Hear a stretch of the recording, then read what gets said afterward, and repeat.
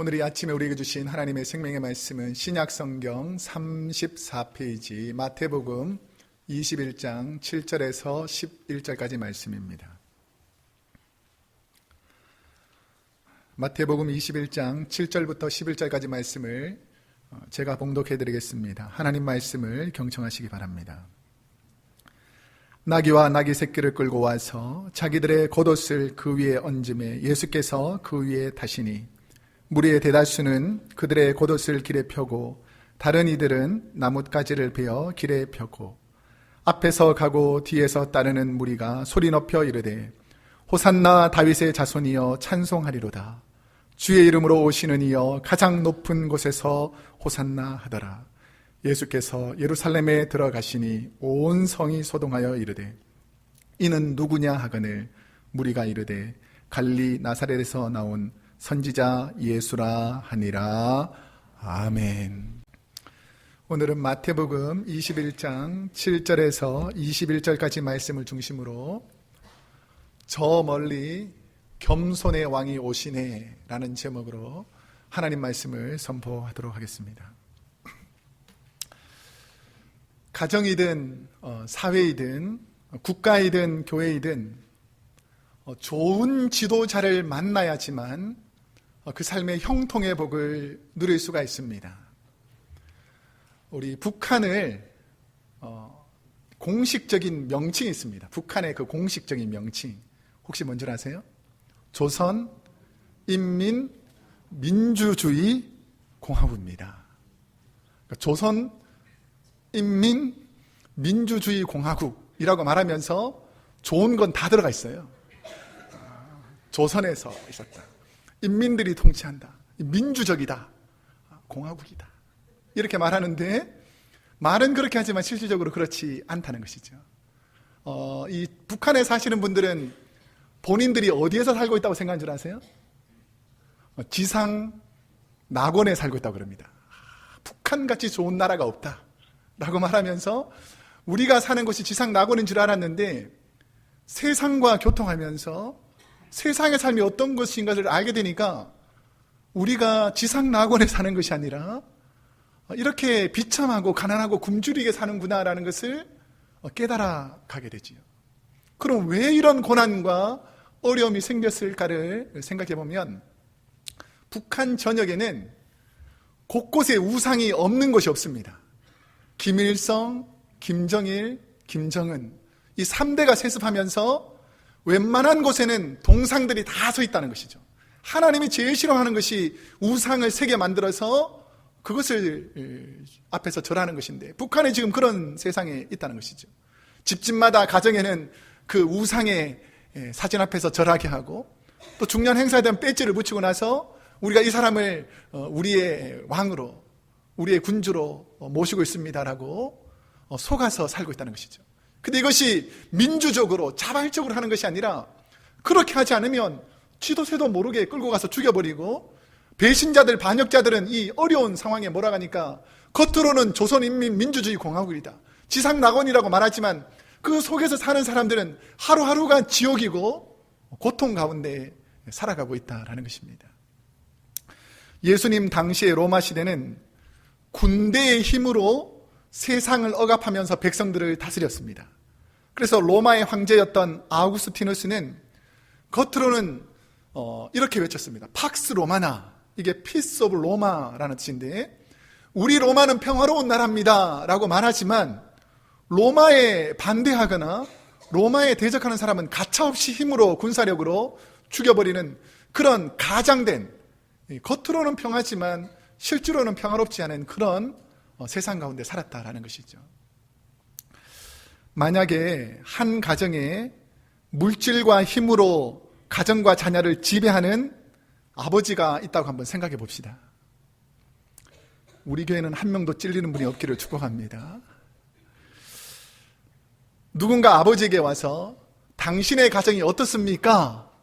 라고 물어보면 그 아버지가 그 친구에게 뭐라고 얘기하냐면 우리 가정은 조용하고 내 말 잘 듣고 아무 문제 없는 평화로운 가정입니다 라고 아버지가 말한다는 것이죠. 그런데 그 똑같은 질문을 아내에게 물어보면 뭐라 그럴까요? 우리 남편은 고집이 말도 못하고 사사로이 심한 일이 있으면 막 소리를 지르고 굴림합니다. 아내가 이렇게 말할 수 있다는 것이죠. 자녀들에게 물어보면 너희 아버지 어떤 분이냐? 우리 가정이 어떤 가정이냐? 라고 말하면 우리 아버지는 다혈질이어서 말을 듣지 않으면 화를 내고 혼을 냅니다. 아버지 입장에서는 평화로운 가정일지 모르지만 힘에 의해서 이루어진 평화는 그 힘이 사라지면 언제든지 평화는 사라질 수 있는, 힘으로 가장된 평화는 지속적이지 못할 수 있다라는 것을 잘 아셔야 된다는 것이죠. 저는 헨리 나우엔의 글을 자주 묵상하게 되는데, 헨리 나우엔의 글에 보면 그분이 쓴 책 중에 In the Name of Jesus라는 예수의 이름으로 라는 책 중에서 중세와 근세의 기독교의 잘못을 지적하는 내용들이 나와 있습니다. 기독교가 말로는 예수님의 이름으로 라고 하지만 십자군과 식민지 선교라는 힘과 무력으로 예수님의 이름을 앞세우고 믿지 않는 그런 사람들에게는 힘으로 예수님을 전한 것이 오히려 기독교를 오해하고 복음 전파에 장애가 되는 일들이 많았다는 것입니다. In the name of Jesus, 말로는 예수 이름으로 라고 말하지만 그 헨리 나우엔의 글에 보면 예수의 이름을 가장해서 십자군으로 연약한 사람들을 무찔러내고 식민지를 삼아가지고 그것을 통치하면서 너희도 예수 믿어라 라고 말하니까 그런 힘과 무력으로 전해지는 복음은 오히려 예수님의 영광을 가려버리고 하나님의 영광이 드러나지 않더라는 것입니다. 여러분에게 예수님은 어떤 분이십니까? 예수님의 이름, 예수님이 지신 십자가는 여러분에게 어떤 의미가 있습니까? 저는 어릴 적부터 성경책을 읽으면서 왜 예수님께서 스스로 십자가의 길을 선택하셨을까를 생각하면서 성경을 읽게 됐습니다. 예수님께서 이 땅에 구원을 베푸시려면 더 멋있고 좋은 방법이 많이 있을 텐데 왜 많은 사람들이 지기 싫어하는 그 십자가, 그리고 많은 사람들에게 멸시와 천대받는 그 고난의 십자가, 왜 주님은 그 십자가를 지셔야만 했는가를 생각해 보게 되었습니다. 그런데 왜 주님께서 십자가를 지셨는지가 오늘 본문에 나와 있습니다. 본문은 예수님이 십자가를 지시고 돌아가신 마지막 주간 중에서 첫째 날에 일어난 나귀 새끼를 타고 예루살렘에서 입성하시는 종려주일에 관한 것입니다.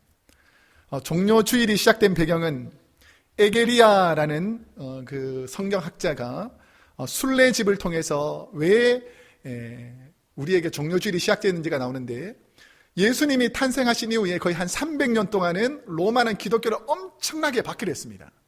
그런데 그 이후에 콘스탄티노플 이후에 기독교가 국교로 바뀌게 되면서 AD 385년에 동로마 교회 소속 중에서 가장 하나님을 잘 믿던 교회가 예루살렘 교회였습니다. 예루살렘 교회에서 예수님이 오실 당시에 예루살렘 성에서 있었던 사람이 어떻게 예수님을 맞이했을까를 재현하면서 종려나무 가지를 꺾어서 예수님이 오시는 일들을 다시 재현하면서부터 종려주일이 시작되었습니다. 그러면 예수님께서 왜 나귀를 타고 이 땅에 오셨을까요? 오늘 본문 7절 말씀을 한번 읽어보겠습니다. 함께 읽겠습니다. 시작. 나귀와 나귀 새끼를 끌고 와서 자기들의 겉옷을 그 위에 얹음에 예수께서 그 위에 타시니 라고 되어 있습니다. 예수님이 왜 나귀를 타고 오셨는지를 이해하려면 그 당시에 성 밖에서 예수님에게 호산나를 외치며 영접한 사람들이 누구인가를 알 필요가 있습니다. 성 밖에 있었던 사람들, 그러니까 성 안에 있었던 사람들 말고 성 밖에 있었던 사람들 중에서 당시에는 문둥병 환자들, 우리가 오늘날로 말하면 한센병에 걸렸던 사람들은 성에서 쫓겨나게 됐습니다. 그러니까 성 안에 있는 사람들과 어울릴 수가 없었어요. 왜냐하면 이 한센병이 전염된다고 생각했기 때문에. 그래서 강제적으로 성 밖으로 쫓겨나게 됐습니다. 그런데 이렇게 쫓겨난 사람들이 모여서 이룬 마을이 있는데 그 마을이 바로 베다니라는 마을입니다. 그리고 예수님께서 십자가를 지시기 전에 제자들과 함께 머물렀던 곳이 베다니, 성경에 보면 뭐라고 나오는지 아세요? 베다니 문둥이 시몬의 집, 이렇게 기록되어 있습니다. 이처럼 이 베다니라는 촌에는 나병 환자들, 한센병 환자들이 많이 모여 있었어요. 그러니까 소외된 사람들, 어려운 사람들이 이 베다니에 있었는데 예수님을 영접하러 온 사람들은 이 베다니 지역에서 예수님을 환영하러 온 사람들이라는 거죠. 그리고 그 베다니 옆에 벳바게라는 도시가 있었습니다. 이 벳바게라는 도시 역시 성 안에 살지 못하고, 성 안에는 부유한 사람들, 권력 있는 사람들, 힘 있는 사람들이 예루살렘 성 안에 살고, 성 밖에는 물질이 부족하고 가난하고 어려운 사람들이 살게 됐는데, 가난하고 물질이 없는 사람들이 이 벳바게라는 곳에 살게 되었습니다.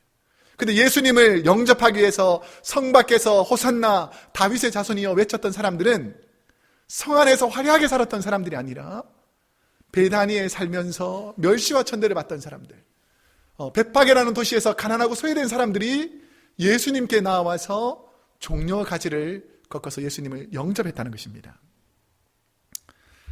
프랑스의 교육학자인 장 자크는 자녀들과 이야기할 때 가장 좋은 자세가 어떤 자세로 얘기해야지 자녀들에게 내 생각이 잘 전달되는 줄 아십니까? 어떻게 하면 될까요? 우리가 잘 아는 눈높이입니다. 눈높이. 만약에 아이가 꼬마면 내가 위에서 강압적으로 이렇게 딱 내리 꽂으면서 얘기하면 아이들이 벌써 두려워가지고 이야기가 들리지 않습니다. 근데 아이의 눈높이로 내가 낮게 겸손하게 앉아가지고 그 아이의 같은 위치에서 대답하고 얘기를 하면 그 아이가 듣고 이해를 하게 된다는 것이죠. 예수님이 왜 나귀를 타고 오셨는가? 당시에 죄에 눌려 고통 중인 사람들, 힘없어 고개 숙인 나병 환자들, 이런 죄 때문에 눈물 흘리는 사람들의 눈높이를 맞추시려고 겸손히 나귀를 타고 이 땅에 오셨다는 것입니다. 우리가 잘 아는 스토리 중에 하나가 뭐냐면 스위스의 종교개혁자 중에서 쯔빙글리라는 사람이 있는데 루터와 함께 스위스 종교개혁에 엄청나게 기여합니다. 루터가 독일에서 종교개혁을 시작했다면 쯔빙글리는 스위스에 있는 많은 사람들에게 기독교에 영향력을 미치는데 이분이 늘 마음속으로 생각하는 것이 뭐냐면 성도의 낮아짐은 성숙한 신앙을 만든다라는 사실을 깨닫고 성도가 진실로 하나님 앞에서 바른 신앙을 가지려면 성숙한 성도는 낮아지는 성도다라고 말하고 있습니다. 그런데 이게 그냥 깨달아진 것이 아니라 종교개혁을 시작할 쯤에 이 쯔빙글리가 스위스의 알프스 산을 잠깐 스위스에 있는 산을 걷다가 산길을 가는데 저 멀리 보니까 이렇게 비가 올 때는 개천이 고랑처럼 이렇게 쭉 길이 있는데 언덕길에서 보니까 비가 오지 않으니까 개천이 말라가지고 좁은 길이 있는데 위에서도 염소 한 마리가 내려오고 밑에서도 염소 한 마리가 이렇게 올라오는 거예요. 염소들은 이렇게 머리에 뿔이 있지 않습니까? 그 염소들의 특징은 뭐냐면 부딪히면 부딪혀가지고 싸워가지고 자기 영역을 과시하는 것이 염소들인데 워낙 좁은 협곡이니까 올라가든지 내려가든지 둘 중에 한 사람이 올라가고 한 마리가 내려오려면 부딪히고 싸우게 되어 있는 거예요. 그러니까 멀리서 딱 보다 보니까 야, 저 큰 싸움 벌어지겠네. 도망갈 길도 없는데 거기서 염소 두 마리가 크게 싸우겠네. 이렇게 하는데 아니나 다를까 이렇게 뿔을 가진 염소 하나는 위에서 하나 밑에서 이렇게 탁 오더니 머리를 탁 맞대는 거예요. 그러더니 조금 지나니까 덩치가 큰 염소가 바짝 엎드려요. 그리고 덩치가 약간 작은 그 염소가 그 덩치 큰 염소를 밟고 지나가고 그러니까 그 덩치 큰 염소가 다시 일어서서 내려오더라는 거죠. 만약에 거기서 둘이 대판 싸웠으면 어떻게 됐을까요? 둘 다 힘들어지고 둘 다 어려움을 당할 거잖아요. 그러니까 종교개혁을 하던 이 쯔빙글에게 영감이 딱 왔습니다. 이것이 바로 하나님이 원하는 뜻이구나. 종교개혁하느라고 소리 지르고 싸우고 그들에게 칼을 휘두르고 대항해서 이 변화를 시키는 것이 아니라 누군가 한 사람이 겸손히 엎드리면 이 문제가 잘 해결되는구나라는 것을 알게 되었습니다. 마귀가 죄악으로 오염시킨 이 땅의 나라는 힘과 지혜와 물질과 재능을 가진 사람들이 힘이 없고 지혜가 부족하고 사회적으로 약한 분들을 밟고 군림하는 세상입니다. 그런데 주님의 몸된 교회는 지혜로운 분들이 지혜가 부족한 분들을 위해서 몸을 굽혀서 그들의 입장에서 섬김으로 본을 보이는 곳이다 라는 것이죠. 잘 못 들으셨을 것 같아서 제가 다시 한번 말씀드리겠습니다. 마귀가 죄악으로 오염시킨 이 땅의 나라는, 그러니까 마귀가 이 땅에 오염시킨 이 나라는 힘과 지혜, 물질과 재능을 가진 사람들이, 그러니까 세상은 원래는 하나님께서 아름다운 세상을 만들었는데 마귀가 이 세상을 오염시키면서 힘있고 지혜 있고 물질 있고 재능을 가진 사람들이 힘없고 지혜가 부족하고 사회적으로 약한 분들을 밟고 군림하는 세상으로 변질되어 가더라는 것입니다. 그런데 주님의 몸된 교회는 지혜로운 분들이 지혜가 부족한 분들을 위해서 몸을 굽혀서 그들의 입장에서 섬기는 것이 바로 교회라는 것이죠. 하나님의 은혜로 좀 더 건강하신 분들이 연약하신 분들을 위해서 내가 먼저 봉사하고 헌신하고 희생하는 것이 바로 교회여야 한다는 것입니다. 조금 더 여유로운 분들이 물질적으로 힘들어하는 분들에게 오른손이 하는 일을 왼손이 모르게 돕는 것이 바로 교회여야 한다는 것이죠. 우리 옆 사람에게 한번 이렇게 한번 고백합시다. 예수님처럼 겸손하게 삽시다. 시작. 예수님처럼 겸손하게 삽시다. 예수님이 왜 당시에 왕들이 타고는 흰말을 타지 않고 나귀를 타고 오셨을까? 힘이 없어서 나귀를 타신 것이 아니고 권력이 없어서 나귀를 타고 오신 것이 아닙니다. 당시의 세상의 어떤 지도자도 자신들이 문둥병이 걸렸을 때에 너 힘들지라고 손을 잡아주는 사람 하나 없었는데, 내가 먹을 것이 없어서 가난해서 소외받아서 늘 눈물을 흘리며 사는데 그 누구 하나 지도자가 와서 그들의 아픔을 공유하는 사람이 없었는데, 예수님은 우리에게 오셔서 그 손을 잡아주시고 위로해 주시고 병들고 나약하고 힘든 사람들에게 내가 너희의 친구다, 세상 사람들은 저 사람은 쇠입니다, 죄인입니다, 창녀입니다라고 욕하는 그런 사람들과 함께 교제하면서 내가 너희의 친구가 되어주겠다라고 겸손의 몸으로 오셨다라는 것입니다. 예수님께서 나귀를 타고 오신 이유에 대해서 구약 스가랴 9장 9절에는 이렇게 예언하고 있습니다. 우리 한 목소리 한번 읽어보겠습니다. 시작. 그는 공의로우시며 구원을 베푸시며 겸손하여서 나귀를 타시나니 나귀의 작은 것 곧 나귀 새끼니라 라고 말합니다. 예수님의 마음은 가난하고 소외된 사람들과 함께 하시려고 겸손한 모습으로 오셨다라는 것이죠. 목회를 하면서 참 감동이 되고 감사한 것은 겸손의 주님을 닮아 본을 보이려는 삶을 사는 것이 가장 가치 있는 신앙인임을 깨닫는 성도들을 볼 때입니다. 나같이 쓸모없는 죄인, 도저히 용서받을 수 없는 나약한 나를 위해서 오신 주님을 기억하면서 겸손과 그 겸손의 주님이 주님을 닮아가기 위해서 애쓰는 그런 성도들이 많아질 때에 우리 교회가 하나님의 영광을 드러낼 수 있다는 것이죠. 자, 우리 옆 사람에게 한번 이렇게 고백합시다. 겸손하게 삽시다. 시작. 한 번 더 할게요. 제발 좀 겸손하게 삽시다. 시작. 예. 왜냐하면 우리 주님은 겸손의 왕으로 오셨기 때문입니다. 주님을 종려나무 가지와 겉옷을 벗어 던지며 맞이하는 사람들에게 무엇을 주시는가? 이 겸손하게 소외됐던 사람들이 와서 종려나무 가지를 던지면서 주님을 호산나라고 부를 때 주님께서 무엇을 허락해 주셨는가? 오늘 본문 9절 말씀을 우리 한번 함께 읽어보겠습니다. 시작. 앞에서 가고 뒤에서 따르는 무리가 소리 높여 이르되 호산나 다윗의 자손이여 찬송하리로다. 주의 이름으로 오시는 이여 가장 높은 곳에서 호산나 하더라. 아멘. 예루살렘 사람들이 민족적 영웅을 환영할 때에 예루살렘 그 입구에서 환영했던 것이 성경에만 나오는 것이 아닙니다. 예수님 탄생하기 BC 176년경에 이스라엘을 구한 이스라엘의 민족적 영웅 중에서 마카비라는 사람이 있습니다. 마카비. 이 마카비는 원래 이름이 유다라는 사람인데, 마카비는 이 유다의 별명인데, 이 뭉치, 그러니까 망치 같은 뭉치를 가지고 있다라는 뜻입니다.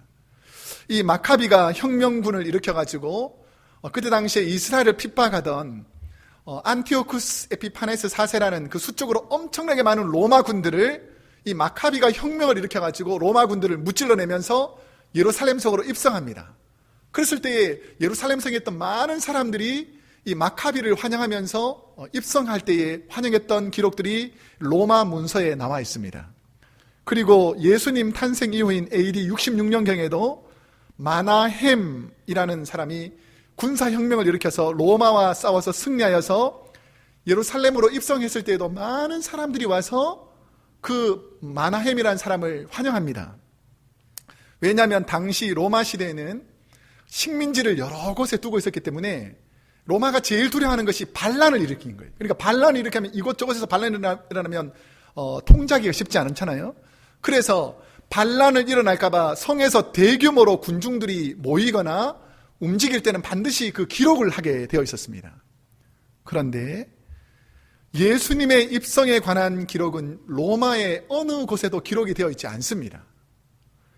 예수님이 예루살렘에 들어오실 때에는 역사적으로 보면 그리 주목받을 사람이 아니라는 거예요.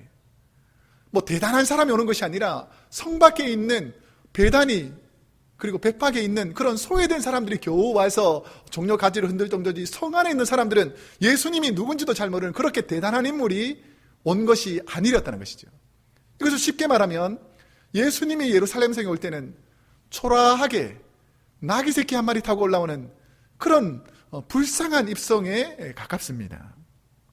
그런데 이 당시에 소입했던 성 밖에 있었던 사람들이 뭐라고 외치는가? 소입했던 사람들의 외침은 호산나였습니다. 히브리어로 호시아나를 헬라어로 바꾼 것이 호산나입니다.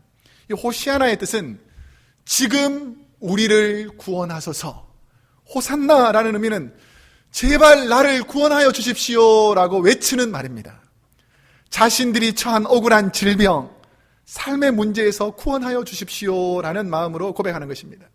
이 마음은 억울함, 눌림, 차별받는 이곳에서 우리 주님께서 나를 구원하여 주십시오 라고 외치는 것이죠.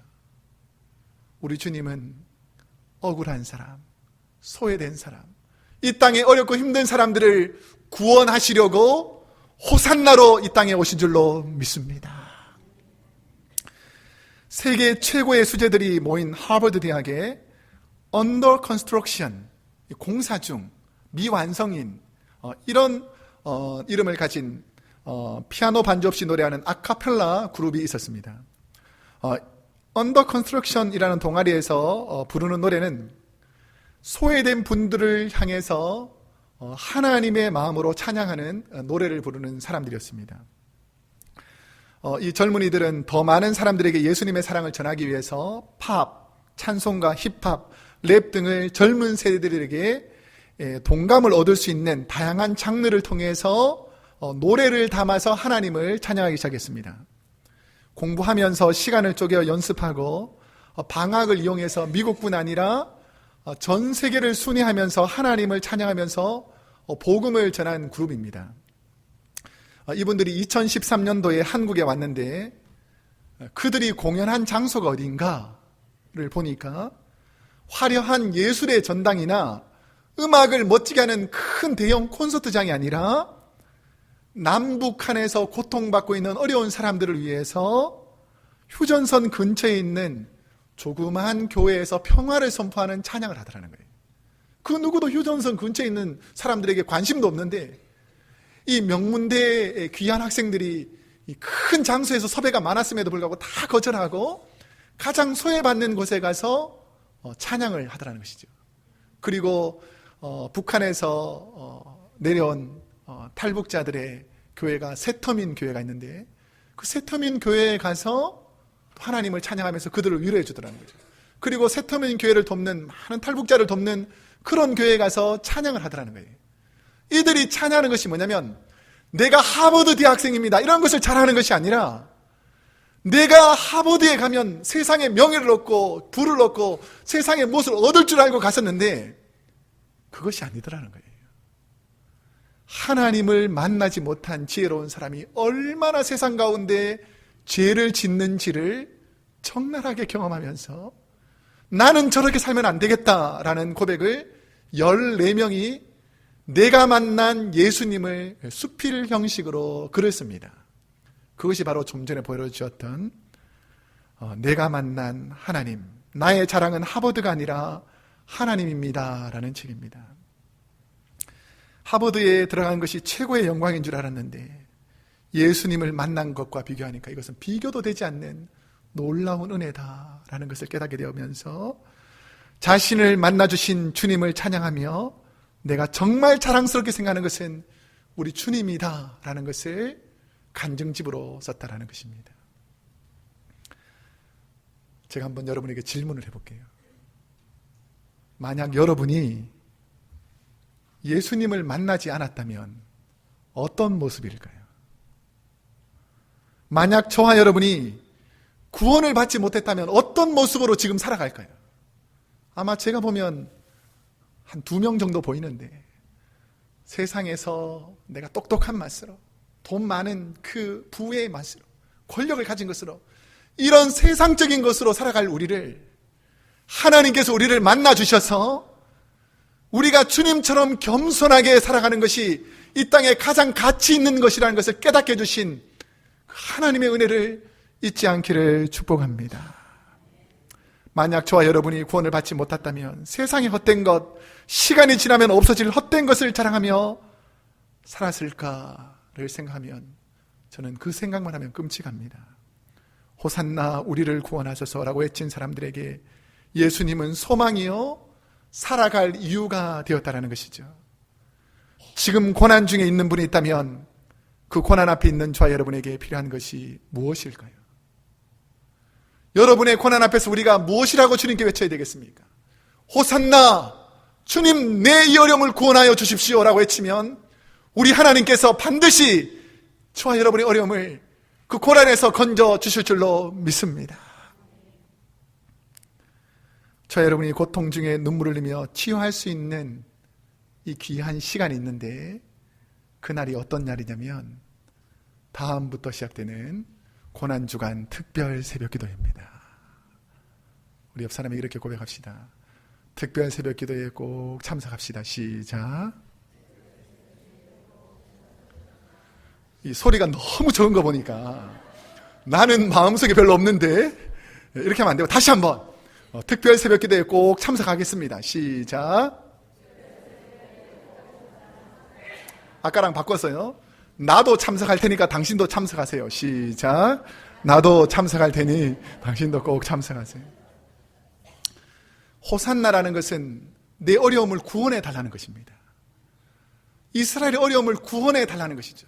가난하고 소외된 사람들이 얼마나 힘들었겠습니까? 그러니까 하나님 여기서 나를 건져주십시오 라고 외친 것이 바로 호산나라는 것이죠.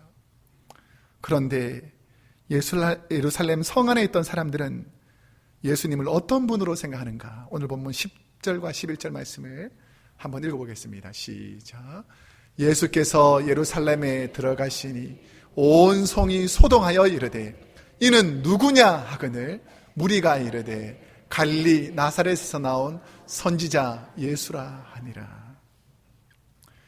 예루살렘 성 안에 있던 사람들이 가지고 있는 문제가 뭔가? 성 안에 들어온 사람들은 예수님이 누구신지를 모른다는 것입니다. 성 밖에 있는 사람들, 고난 중에 있는 사람들, 어려움 중에 있는 사람들은 다윗의 자손 예수여 나를 구원하소서라고 외치며 인류의 구원자 하나님의 은혜를 통해서 구원의 은혜를 감격하는데, 정작 성 안에 있으면서 잘 먹고 호의호식하는 그런 사람들은 이 사람이 도대체 누구냐라고 물어볼 때 아는 사람이 없다라는 것입니다. 왜 그런가?